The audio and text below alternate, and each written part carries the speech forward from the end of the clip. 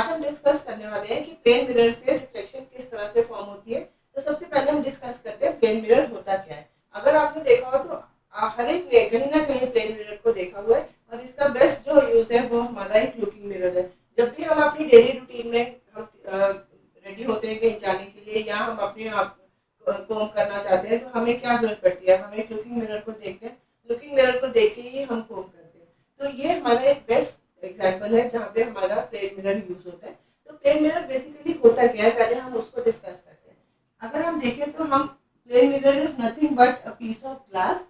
Glass का एक piece है जिसकी हमने एक सरफेस को बिल्कुल स्मूथ और पॉलिश किया है ताकि वहां से कहीं भी कोई रफनेस ना हो। और उसकी जो बैक साइड है उसको हमने एक सिल्वर कोटिंग से, ये कोटिंग हमारी सिल्वर की भी हो सकती है, ये हमारी एल्यूमिनियम की भी हो सकती है या कोई भी शाइनिंग सरफेस मटेरियल से हम इसकी एक कोटिंग करते हैं। और इस शाइनिंग मटेरियल की कोटिंग को प्रोटेक्ट करने के लिए इसके पीछे हम एक थिक लेयर ऑफ पेंट इसके ऊपर लगाते हैं ताकि जो शाइनिंग मटेरियल है इसके ऊपर कोई स्क्रैच ना फॉर्म हो। तो जब भी लाइट हमारी फॉल करेगी, लाइट आई, सामने हमारे पास एक प्लेन मिरर आया, उसके सामने की जो सरफेस है वो पॉलिश सरफेस है और उसमें से, और क्योंकि वो ग्लास की है तो सारी की सारी लाइट अंदर चली जाएगी। अंदर जाने के बाद उसको बैक सरफेस में हमारे को उसको एक शाइनिंग मटेरियल मिलेगा। शाइनिंग मटेरियल एक ओपेक मटेरियल है, ये लाइट को आगे नहीं जाने देगा और लाइट वापस रिफ्लेक्ट होकर आ जाएगी।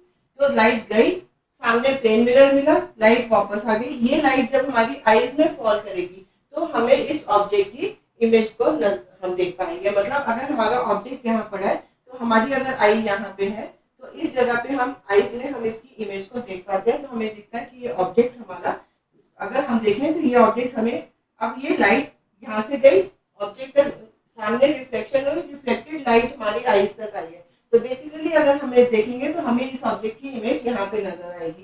दैट मीन्स हमें लगता है कि जो ऑब्जेक्ट है वो मिरर के पीछे पड़ है।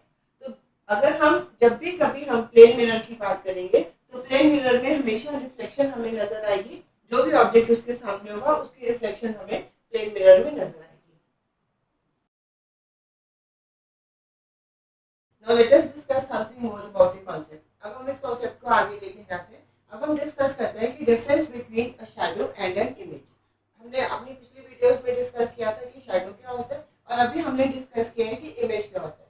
अब हम दोनों के बीच का डिफरेंस डिस्कस कर रहे हैं। What is the difference between a shadow and an image? Image and shadow.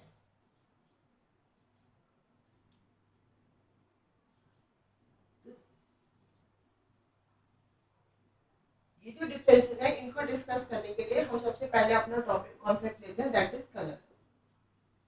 अगर हम कलर की बात करें तो इमेज में वही कलर हमें नजर आता है जिस कलर का ऑब्जेक्ट होता है, लेकिन शैडो हमेशा हमें डार्क कलर की नजर आती है। मतलब जो इमेज है it is of the same colour as object और शैडो लेकिन हमारी एक डार्क कलर की होती है। ऑब्जेक्ट किसी भी कलर का हो, शैडो हमेशा ब्लैक होगी या हम कह सकते हैं शैडो हमेशा डार्क कलर की होगी, इररिस्पेक्टिव की ऑब्जेक्ट किस कलर का है। तो पहला डिफरेंस जो इमेज और शैडो के बीच में आता है वो उनके कलर का है। कलर इज, इमेज में हमारा कलर और ऑब्जेक्ट का कलर सेम होता है, लेकिन शैडो में shadow is always dark in colour. दूसरा हमारे पास आता है डिटेल्स। अब कोई भी इमेज अगर हम देखेंगे तो हमें ये इमेज बिल्कुल ऑब्जेक्ट की जैसी होती है, तो हम ये कह सकते हैं कि इमेज से हमें उस ऑब्जेक्ट की सारी डिटेल्स नजर आती है कि ऑब्जेक्ट का क्या मटेरियल होगा, ऑब्जेक्ट किस तरह का होगा, वो सारी चीजें इमेज में नजर आती हैं। Details are visible, details visible, इसमें हमारी डिटेल्स एब्सेंट होती है। मतलब अगर हम किसी ऑब्जेक्ट की शैडो देखते हैं तो हम कभी उसकी डिटेल्स के बारे में नहीं बता सकते कि उसका टेक्सचर कैसा होगा या वो किस तरह का बना हुआ होगा, क्योंकि जो शैडो है वो सिर्फ एक डार्क है, हमारे पास एक डार्क इंप्रेशन है उस ऑब्जेक्ट का जिसमें कि कोई डिटेल्स अवेलेबल नहीं है। तीसरा हमारे पास आता है lateral inversion.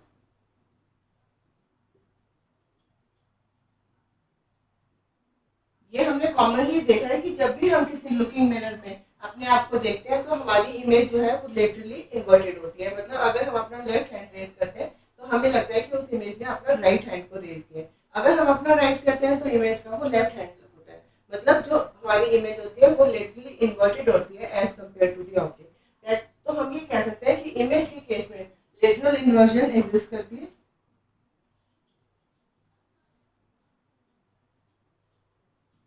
Lateral inversion exist करती है और इसमें हमारी ये एब्सेंट होती है। तो पहला पॉइंट ये था कि जो कलर्स है वो हमारे, अगर कोई भी इमेज है उसमें कलर विजिबल होगा, लेकिन जो शैडो है उसमें कलर विजिबल नहीं होगा। दूसरा हमारा डिफरेंस था कि अगर डिटेल्स की बात करें तो ऑब्जेक्ट की जो डिटेल्स है वो इमेज में विजिबल होती है, लेकिन वो डिटेल्स शैडो में विजिबल नहीं है। थर्ड हमारा डिफरेंस था लेटरल इन्वर्जन का, जो भी हमारी इमेज प्लेन मिरर से बनेगी वो लेटरली इन्वर्टेड होगी, बट जबकि जो हमारी शैडो होगी उसमें इन्वर्जन नहीं होगी। अब हमारा बात आती है फॉर्मेशन की। दैट मीन्स ये जो इमेज या जो शैडो बन रही है ये किस कॉन्सेप्ट के ऊपर एग्जिस्ट कर रही है, मतलब इमेज के लिए हमें रिफ्लेक्शन की जरूरत है। दैट मीन्स प्लेन मिरर में जब इमेजेस फॉर्म हो रही हैं they are following the laws of reflection, लेकिन अगर हम शैडो की बात करें तो ये हमारी ऑब्स्ट्रक्ट कर, it is because of the obstruction of rays of light. That means shadow तब बनती है जब हमारी रेज जो है लाइट की वो ऑब्स्ट्रक्ट होती है, मतलब अगर लाइट सोर्स से रेज आ रही है, सामने कोई ऑब्जेक्ट आ गया तो हमारी वो रेज ऑब्स्ट्रक्ट हो गई, आगे नहीं जा पाई, तो शैडो फॉर्म हुई। तो हमारा जो कॉन्सेप्ट है कि शैडो फॉर्म हो रही है तब जब हमारी ऑब्स्ट्रक्शन हो रही है रेज की, लेकिन इमेज तब फॉर्म हो रही है जब हमारी रेज की रिफ्लेक्शन हो रही है। और अगर हम लास्ट पॉइंट की बात करें दैट इज द साइज। जब भी प्लेन मिरर में हम कोई इमेज देखते हैं तो वो उसका साइज उतना ही होता है जितना हमारा ऑब्जेक्ट का साइज है। अगर आप अपने आप को प्लेन मिरर में देखोगे तो आपकी इमेज उतनी ही बड़ी होगी जितने बड़े आप खुद हैं। तो हम कह सकते हैं कि प्लेन मिरर में इमेज का साइज सेम होता है, सेम एज ऑब्जेक्ट, लेकिन इसमें different as compare to object. जब हमने शैडोज को डिस्कस किया था तब भी हमने इस पॉइंट को डिस्कस किया था कि शैडो का साइज किस पे डिपेंड करता है, कि ऑब्जेक्ट और सोर्स ऑफ लाइट में कितना डिस्टेंस है एंड ऑब्जेक्ट और स्क्रीन में कितना डिस्टेंस है, उस पर डिपेंड करता है कि जो हमारा शैडो होगी उसका क्या साइज होगा। लेकिन जो इमेज होती है प्लेन मिरर में, जो इमेज बनती है उसका साइज वही होता है जो उस ऑब्जेक्ट का है। तो ये हमारे कुछ डिफरेंसेस है जो कि इमेज और शैडो को डिफरेंशिएट कर सकते हैं। पहला पॉइंट हमारा कलर था, क्योंकि इमेज में कलर वही होता है जो ऑब्जेक्ट का कलर हो, लेकिन शैडो हमेशा डार्क होती है। सेकंड पॉइंट हमें निकल के आता है कि जो हमारी डिटेल्स विजिबल है किसमें, इमेज में, लेकिन ऑब्जेक्ट जो शैडो है उसमें कोई भी डिटेल्स हमारी विजिबल नहीं है। थर्ड पॉइंट था हमारा लेटरल इन्वर्जन। जो भी हमारी इमेज प्लेन मिरर में बनेगी वो लेटरली इन्वर्टेड होती है, और जो हमारी शैडो है उसमें लेटरल इन्वर्जन का कोई रोल नहीं है। उसके बाद आती है फॉर्मेशन। हमारी इमेजेस बनती है बिकॉज ऑफ रिफ्लेक्शन और शैडो हमारी बनती है because of obstruction of light. Last point हमारा आता है size.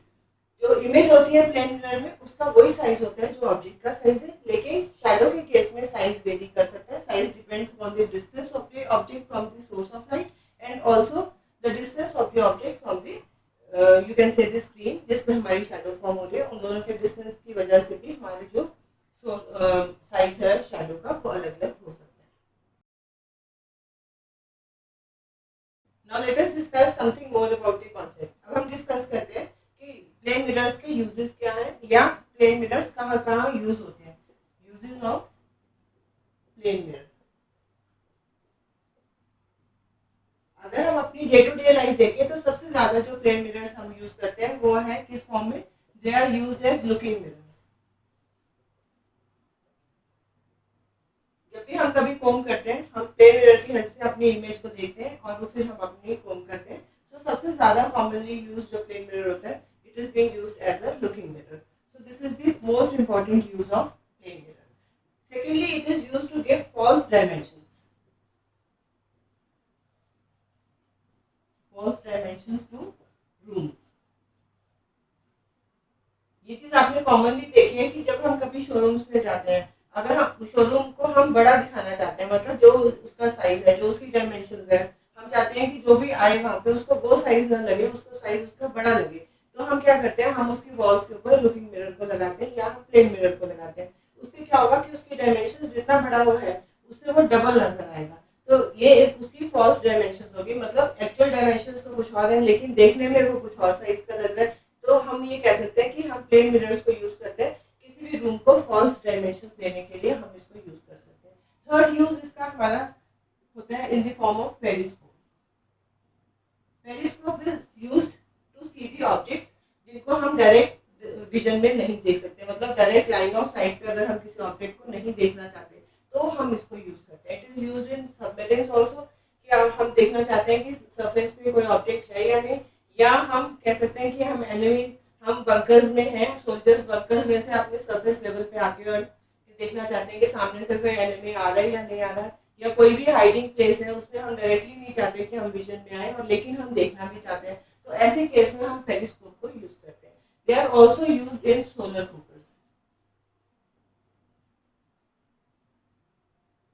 These are some of the examples जहाँ पे हम प्लेन मिरर्स को अपने डे टू डे लाइफ में देखते हैं। ऐसे और बहुत सारी जगह है जहाँ पे प्लेन मिरर्स को यूज किया जाता है। They are even used in barber shops. जब हम बार्बर की शॉप पे जाते हैं और वो हमारा हेयर कट कर रहा है, हेयर कट करने के बाद वो हमारे को एक और मिरर की हेल्प से हमारे को रिफ्लेक्शन दिखाता है हमारे बाल में कि हमारा बैक कैसा व्यू आ रहा है, तो उसके लिए भी हम प्लेन मिरर्स को यूज करते हैं। So these are some of the uses जहाँ पे हम प्लेन मिरर्स को यूज करते हैं। एंड अगर आप देखेंगे तो डे टू डे लाइफ में it is a very important part, जिसको हम अक्सर हमारी लाइफ इसके इर्द गिर्द कहीं ना कहीं हमारी लाइफ में ये प्लेन मिरर्स आ ही जाते हैं।